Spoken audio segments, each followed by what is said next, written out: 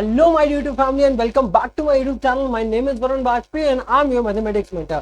और आज की इस वीडियो में हम डिस्कस करने वाले हैं क्लास 10th के चैप्टर जिसका नाम है क्वाड्रेटिक इक्वेशन। और इस पूरे चैप्टर को मैं कोशिश करूंगा कि आप इस पूरे चैप्टर का मैं आपको क्रैक्स इन 20 मिनट्स आपको डिलीवर कर पाऊं, जहां पे मैं कोशिश करूंगा कि वो सारे इंपॉर्टेंट जो कॉन्सेप्ट्स हैं और जो भी इंपॉर्टेंट क्वेश्चंस है, ठीक है, आप इन 20 मिनट्स में आप एक बेसिक आइडिया या फिर एक बेसिक नॉलेज गेन कर पाओ इस चैप्टर से रिलेटेड। ठीक है, तो स्टार्ट करते हैं ये चैप्टर। ठीक है, तो सबसे पहले हम लोग इंट्रोडक्शन की बात करते हैं। तो इंट्रोडक्शन में हम लोग यहाँ पे पढ़ने वाले हैं। ठीक है, सबसे पहले तो हम लोग ये डिस्कस करते हैं कि क्वाड्रेटिक इक्वेशन होती क्या है। ठीक है, तो क्वाड्रेटिक इक्वेशन हम लोग बेसिकली उसको बोलते हैं जो कि हमारी ax² plus bx plus c equal to 0 के फॉर्म में लिखी होती है। ये बेसिकली हमारी एक general form of quadratic equation है। अब यहाँ पे कुछ कंडीशंस हैं। अगर इसको आप क्वाड्रेटिक इक्वेशन बोल रहे हो तो यहाँ पे कुछ कंडीशंस है। वो क्या है कि a हमारा 0 नहीं होना चाहिए and a b and c जो है वो तीनों ही रियल नंबर्स को बिलोंग करने चाहिए। और दूसरी बात, जहां पे जो हाईएस्ट डिग्री ऑफ पावर होगी वो क्या होगी, 2 होगी। ठीक है, अगर ये सारी कंडीशंस सेटिस्फाई कर रही है तो हम यहाँ पे इसको क्या बोलेंगे, general form of quadratic equation बोलेंगे। अब अगर इसी जनरल फॉर्म, सपोज करो मैं एक एग्जांपल लेता हूं। ठीक है, एक एग्जांपल लेता हूं, सपोज करो वो है 2x² plus 5x plus of 12 equal to 0। ठीक है, अब सपोज करो अगर मुझे यहाँ पे ए बी और सी कोफिशिएंट्स की वैल्यू को फाइंड करना है तो उसके लिए क्या करेंगे, उसके लिए हम लोग इसको general form of quadratic equation से कंपेयर कर देंगे, जो कि क्या होती है ax² plus bx plus c equal to 0। And after comparing with general form we will get the value of a as 2, b as 5 and c as 12. So we are getting the values of a, b and c like that. Correct है। अब ये तो हो गई हमारे coefficients की value. अगर हमें इसी क्वाड्रेटिक इक्वेशन के अगर रूट्स निकालने हैं तो बेसिकली हमें रूट्स निकालने के लिए हमारे एनसीईआरटी में, ठीक है, आपके सीबीएसई स्पेशली बोर्ड्स में, ठीक है, रूट्स ऑफ क्वाड्रेटिक इक्वेशन के लिए हमारे पास 2 मेथड्स गिवन है। रूट्स ऑफ क्वाड्रेटिक इक्वेशन, ठीक है, वो किस तरीके से निकालेंगे वो देखो। सबसे पहला मेथड जो है हमारे पास वो है फैक्टराइजेशन मेथड। ठीक है, सबसे पहला मेथड क्या है हमारे पास, फैक्टराइजेशन मेथड। दूसरा मेथड क्या होता है हमारे पास, दूसरा है हमारे पास क्वाड्रेटिक फॉर्मूला। क्या है, क्वाड्रेटिक फॉर्मूला। तो अगर सबसे पहले मेथड की बात करें जो कि है हमारे पास फैक्टराइजेशन मेथड, फैक्टराइजेशन मेथड में हम लोग क्या करते हैं, ये बेसिकली ये मेथड आप लोगों ने क्लास 9th में भी पढ़ा होगा, अगर नहीं भी पढ़ा है तो यहाँ पे एक बार फिर से डिस्कस करते हैं। सपोज करो अगर मेरे पास कोई इक्वेशन है x² माइनस का 5x प्लस का 6 इक्वल टू 0। जनरली मैं यही इक्वेशन लेता हूँ क्योंकि मुझे अधिकतर यही इक्वेशन याद आती है। ठीक है, तो अगर हमारे पास ये कोई एक जनरल इक्वेशन है, ठीक है, अब मुझे इसको फैक्टराइजेशन मेथड की हेल्प से सॉल्व करना है।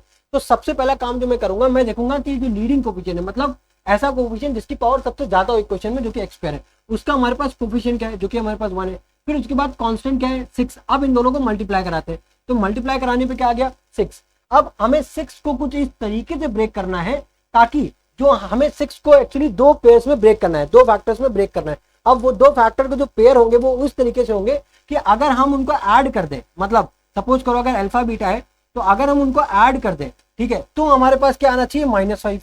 अगर हम उनको मल्टीप्लाई कर दें तो हमारे पास क्या होना चाहिए, 6। अब हमें ये देख के पता कैसे चलेगा कब ऐड करना है कब सब्ट्रैक्ट करना है, वो हमें बताएगा ये वाला साइन। यहाँ पे अगर कांस्टेंट के साथ प्लस लिखा है, ठीक है, तो इसका मतलब हमें वो 2 पेयर्स को प्लस करके बीच वाला टर्म लाना है, जो कि क्या है, -5। अगर यहाँ पे माइनस होता तो हमें 2 पेयर को इस तरीके से फाइंड करना है कि अगर उन दोनों को माइनस करेंगे तो -5 आएगा, लेकिन इस केस में हमें प्लस करके -5 लाना है। तो वो 2 पेयर्स क्या होंगे, देखो, अगर एक पेयर को मैं -2 ले लूं और दूसरे को अगर मैं -3 ले लेता हूं तो क्या होगा। अब अगर इसको -2 -3 करोगे तो क्या आएगा, -5 आएगा, और -2 इंटू -3 करोगे क्या आएगा, 6 आ जाएगा। ठीक है, तो अब इसी को बस यहाँ पे सिंपली आप रिप्लेस कर दो -5 को। तो अगर -5 को मैं इस तरीके से ब्रेक कर दूं, -2 इंटू -3, क्यों, क्योंकि -2 इंटू -3 हो गया 6 और -2 प्लस -3 हो गया -5 प्लस 6 इक्वल टू 0। ठीक है, अब देखो यहाँ पे अगर x की वैल्यू आप फाइंड करोगे तो क्या आएगा, x -2। ठीक है, फिर उसके बाद आप यहाँ से 3 को कॉमन करोगे तो क्या आएगा, अगेन x -2 इक्वल टू 0। ये हो गया। ठीक है, अब यहाँ पे अगेन आप x को देखो, x -2 आप कॉमन करो तो क्या आ गया, एक x -2, एक आ गया x -3। तो ये हो गया आपके गिवन फैक्टर्स। तो इस तरीके से हम लोग फैक्टराइजेशन मेथड की हेल्प से हम लोग किसी भी क्वाड्रेटिक इक्वेशंस के फैक्टर्स फाइंड कर सकते हैं।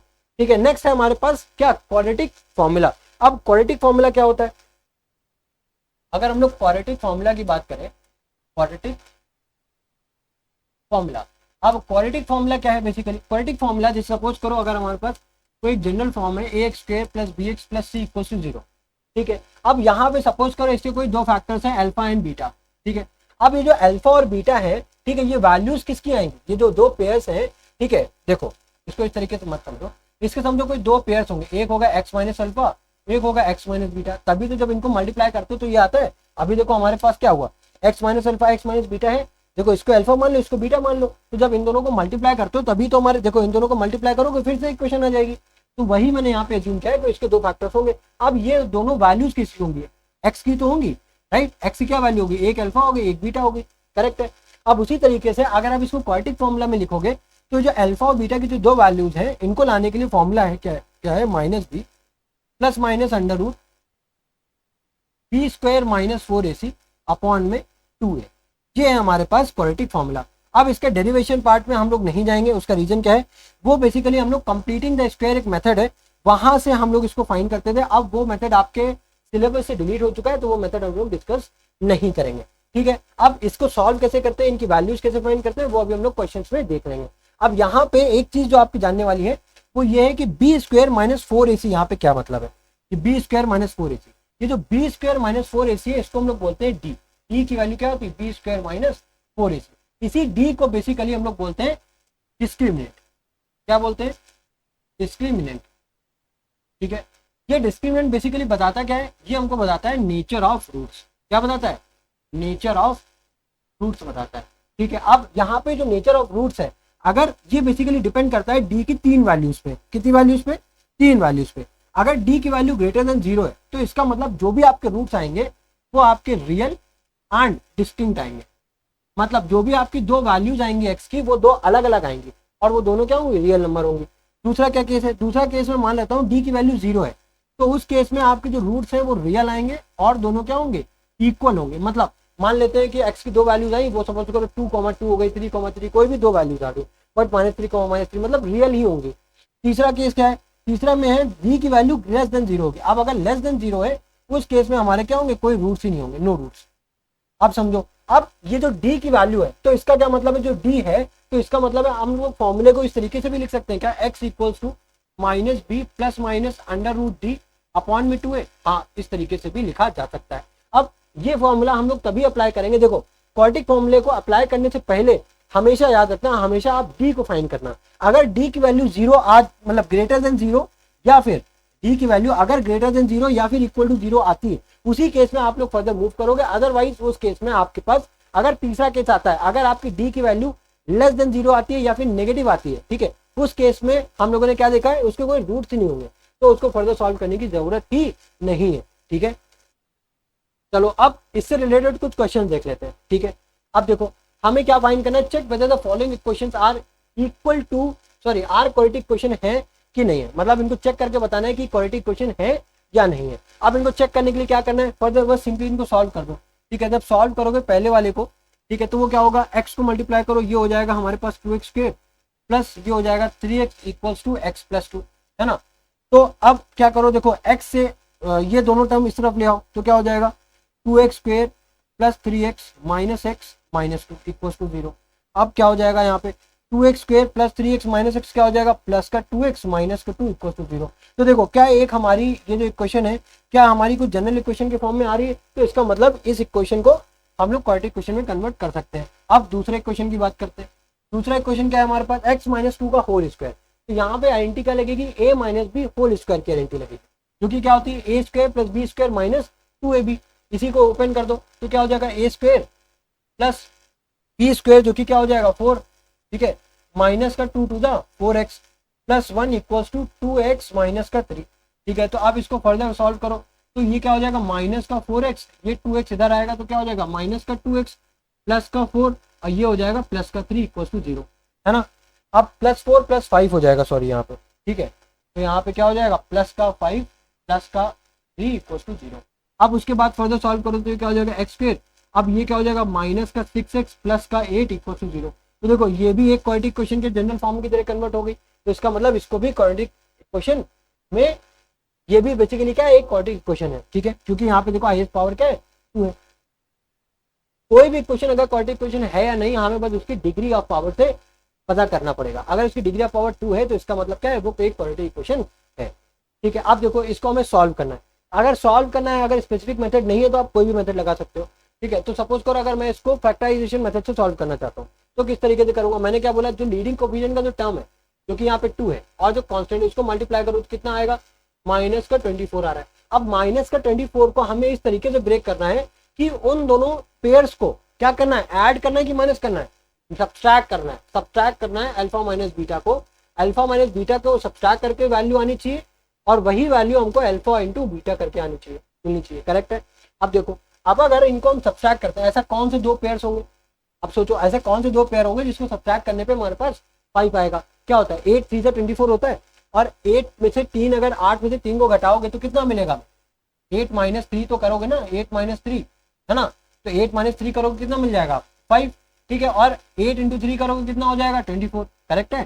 तो यहाँ पे आप बस सिंपल से इसमें क्या पुट कर दो, तो यहाँ पे क्या आ जाएगा, 2x स्क्वायर प्लस क्या हो जाएगा यहाँ पे 8x माइनस का 3x माइनस का 12 इक्वल टू 0।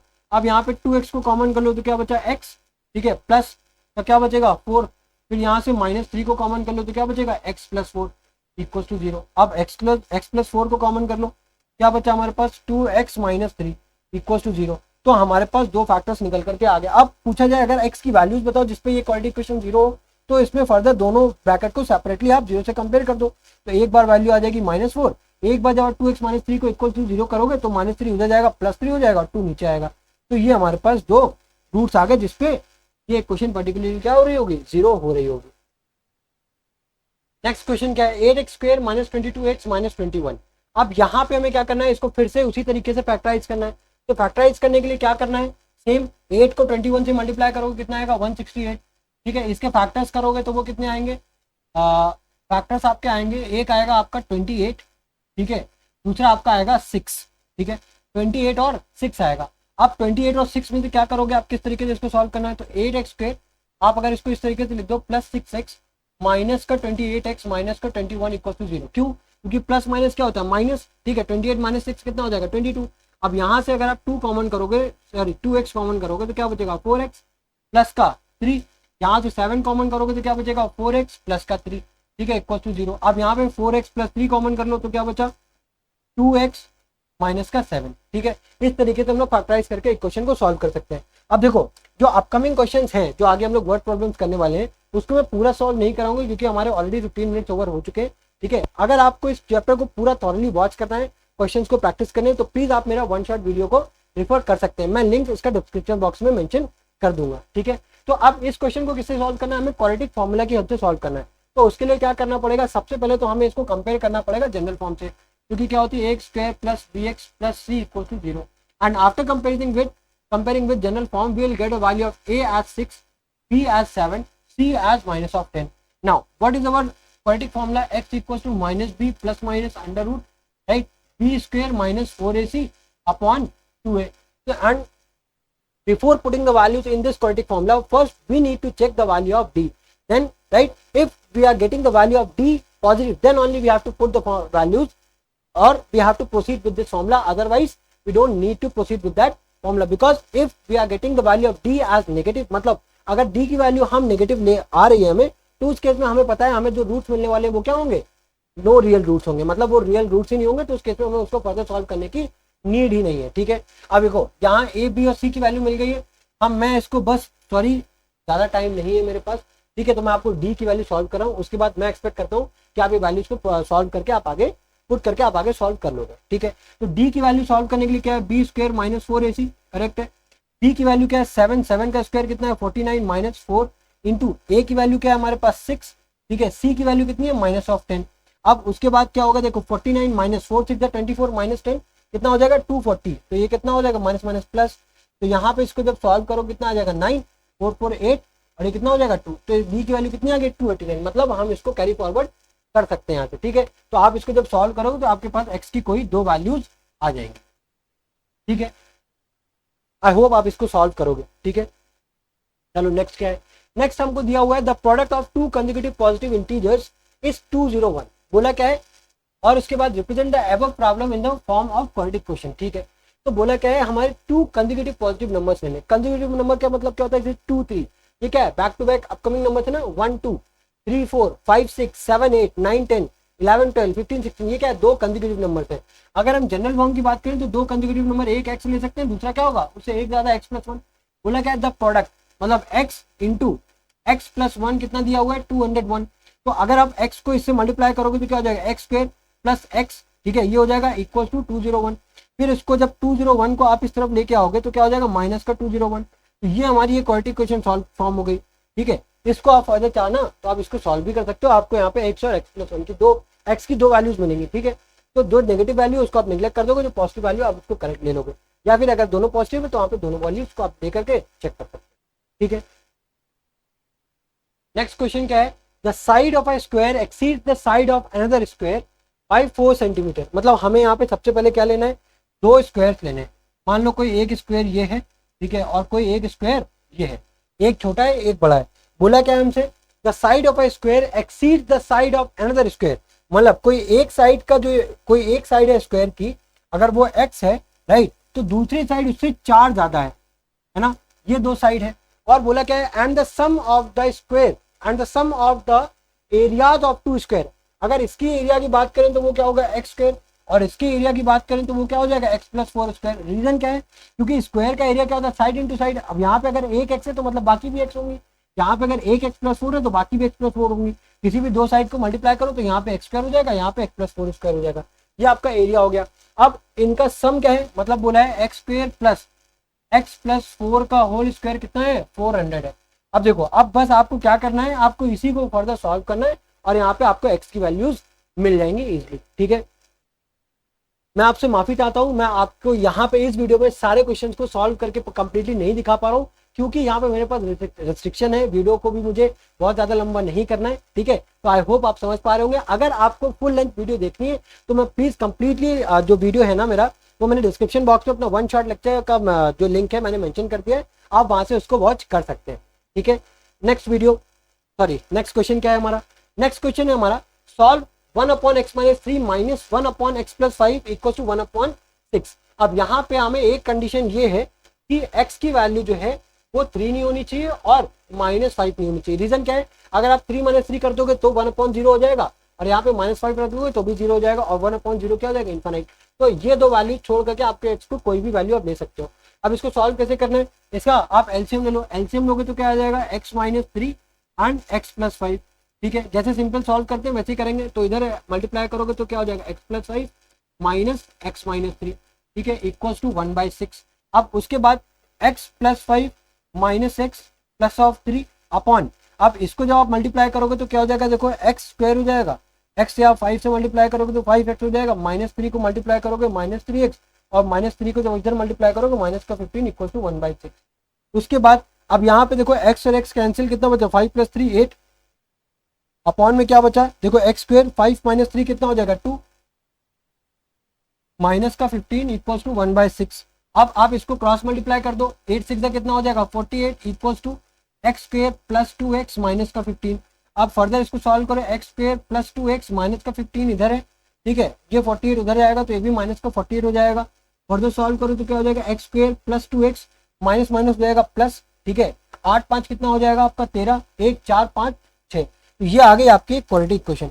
अब आई होप आप इसको भी सॉल्व करके इजीली जो है आपके एक्स की दो वैल्यूज निकाल पाएंगे, ठीक है। तो आशा करता हूं इस वीडियो की हेल्प से आपको एक बेसिक अंडरस्टैंडिंग हो गई होगी कि क्वाड्रेटिक क्वेश्चंस के कॉन्सेप्ट क्या है और इसमें किस किस तरीके से क्वेश्चंस को फ्रेम किया जा सकता है। बाकी अगर आपको फिर से मैं कह रहा हूं, अगर आपको पूरी कंप्लीट वीडियो वॉच करनी है तो जो वन शॉट वीडियो का जो लिंक है वो मैं डिस्क्रिप्शन बॉक्स में मेंशन कर दूंगा। Thank you.